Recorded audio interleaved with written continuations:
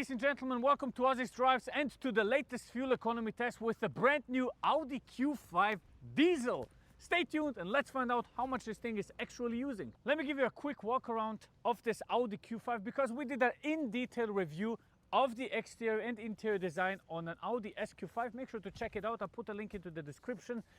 But here with the basic Q5, I must admit, it looks very nice. You know, I already stated that I think it's a very masculine design, beautiful sharp lines, and same thing with the Audi Q5 diesel here in this Zakir Gold. It looks beautiful. It's pretty much the same size, a little bit longer, has all the necessary things, much space in the interior, but we're here to find out something else, right? We want to find out how much fuel is coming out, and especially when you see this, it's a proper diesel. Proper diesel, no electric car, nothing, just a good old diesel. Let's pop the hood and see the engine. Pop the hood and show you what the engine is all about. And as you can see, is a 4-cylinder 2-liter engine, 204 horsepower, 450 newton meters of torque, able to accelerate this car from 0 to 100 kph in 7.4 seconds, tops out at around 226 kph, and Audi claims a fuel economy of 5.9 to 6.8 liters. But we're gonna find out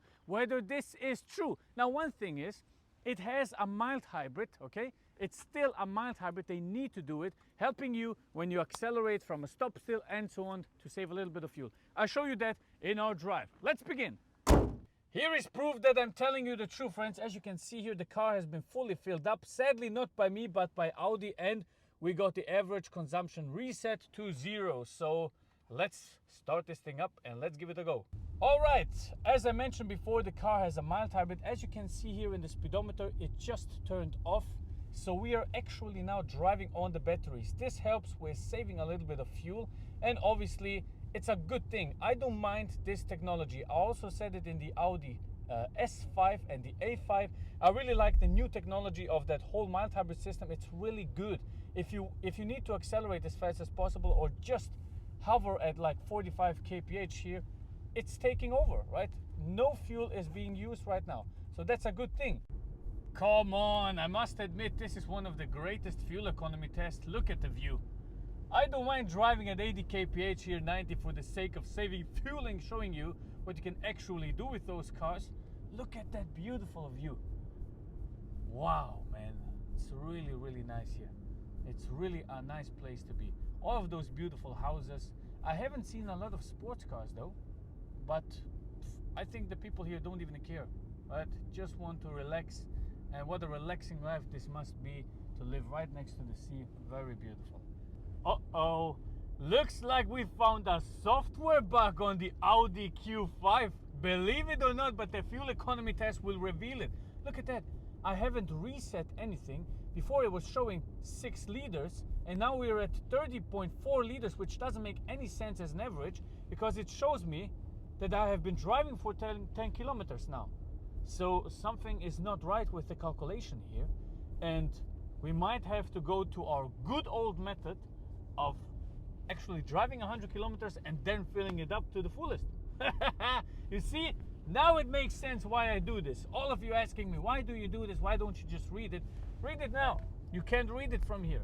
So I'm pretty happy about my solution. Here we are driving for now around 40 kilometers almost. And as you can see, it doesn't make any sense what this car is saying. It says 12.9 liters to 100 kilometers, and we were driving for 37 kilometers now. This doesn't make any sense, I'll be honest. Doesn't make any sense. And it's a software bug. It must be. I don't know. I haven't done anything else. So we have to go with the good old method. Let's see when I reach 110, 115 kilometers, what it actually used.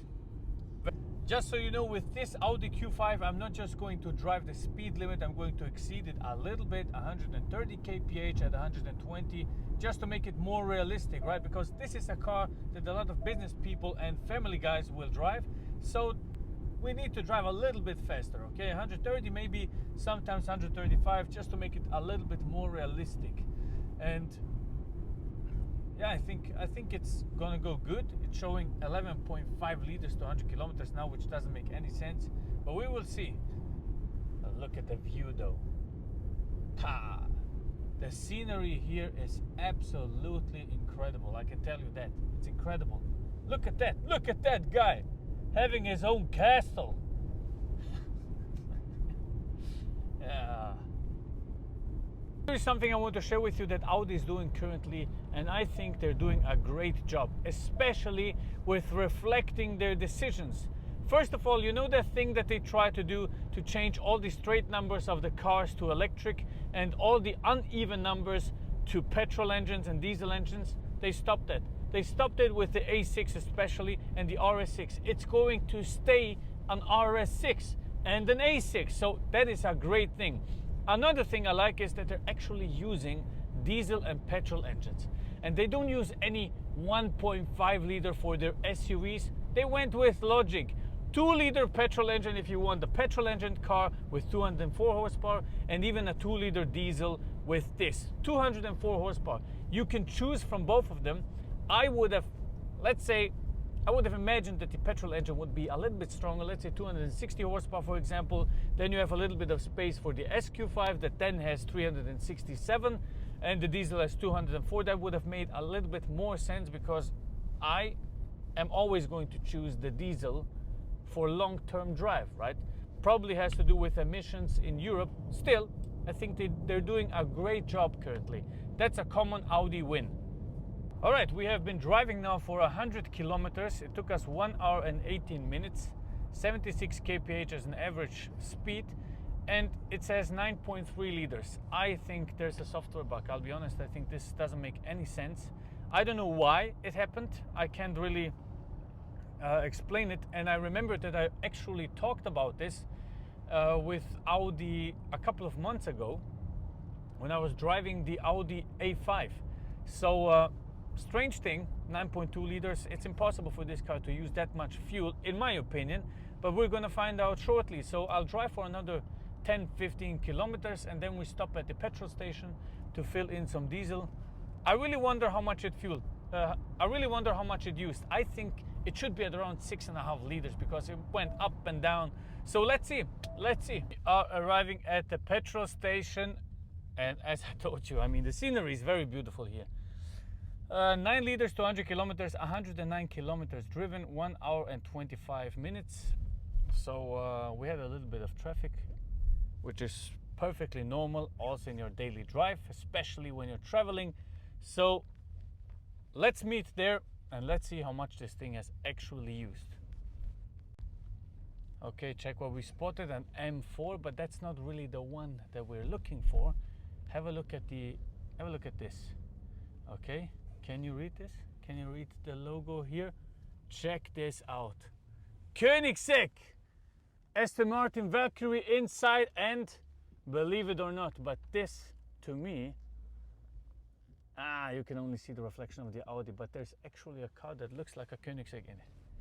So surprising, but looks like there's actually buying power for those cars in Marbella. Finally arrived at the petrol station. The car says 8.9 liters to 100 kilometers, 75 as an average, and so on. Let's see whether this is true. I personally believe this doesn't make any sense. I'll be honest. Let's just take the key out. I have this paranoia that the car might close itself. Anyway, to me this doesn't make any sense. The 8.9 liter doesn't make any sense, but we'll find out. Just take the diesel here. Okay, let's see.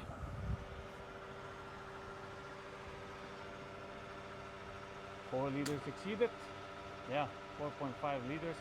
You know what? We need to fill it up to the brink because I believe Audi has done that in any way. So I'll just fill it up completely to see how much actually went in. Otherwise I can't give you a proper statement. And as you have seen, the average fuel consumption doesn't work anyway. So this is the technique that we're gonna do now.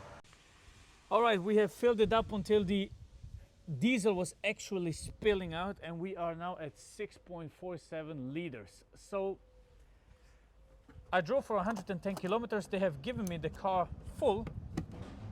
I believe this might be true. 6.5 liters, 110 kilometers. It's a little bit difficult to say actually, but I have been driving for 110 kilometers and I filled it up now. It was the 10th click, right?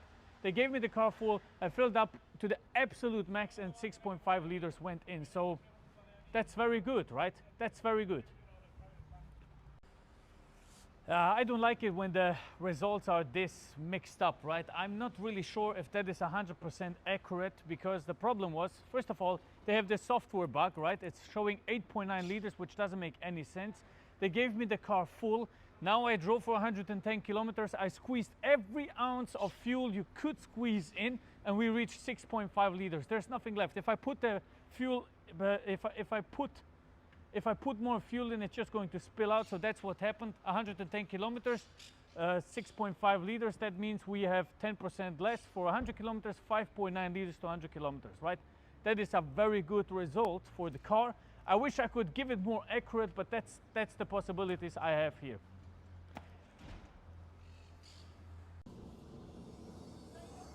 That's it for today's video, friends. If you like videos like this, make sure to leave a like, subscribe, write what we should do next.